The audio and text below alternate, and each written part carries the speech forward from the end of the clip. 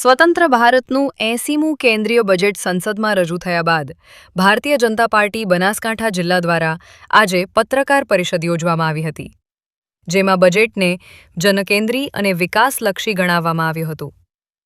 ભાજપ બનાસકાંઠા જિલ્લા અધ્યક્ષ કીર્તિસિંહ વાઘેલાના અધ્યક્ષસ્થાને યોજાયેલી પત્રકાર પરિષદમાં કેન્દ્રીય બજેટ 2026થી 27 અંગે માહિતી આપવામાં આવી હતી. તેમણે જણાવ્યું હતું કે આ બજેટ ગરીબી નિવારણ, રોજગાર સર્જન, યુવાનોના સશક્તિકરણ અને મજબૂત ઇન્ફ્રાસ્ટ્રક્ચર માટે સ્પષ્ટ રોડમેપ આપે છે. કૃષિ, એમએસએમઈ, સ્ટાર્ટઅપ, ઉદ્યોગ અને ગ્રામીણ વિકાસ માટે મહત્વપૂર્ણ જોગવાઈઓ કરવામાં આવી છે. આ સાથે 15 ફેબ્રુઆરી 2026ના રોજ સમગ્ર દેશમાં બજેટ પ્રચાર અભિયાન 2026 યોજાશે, જેમાં જનજાગૃતિ લાવવામાં આવશે. દેશના યશસ્વી વડાપ્રધાન અને વૈશ્વિક નેતા આદરણીય શ્રી નરેન્દ્રભાઈ મોદી સાહેબના નેતૃત્વમાં કેન્દ્ર સરકાર દ્વારા દેશના નાણામંત્રી નિર્મલા સીતારામનજીએ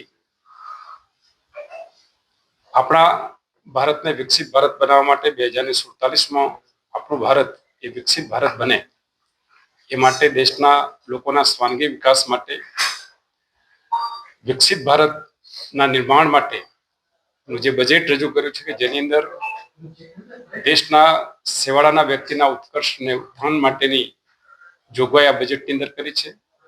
આ બજેટની અંદર દેશના લાખો ગરીબોના ઉત્કર્ષ માટે, ખેડૂતોના ઉત્થાન માટે, યુવાનોને રોજગારી આપવા માટે, દેશના વેપાર ઉદ્યોગ ક્ષેત્રના વિકાસ માટે જે બજેટ રજૂ કરવામાં આવ્યું છે,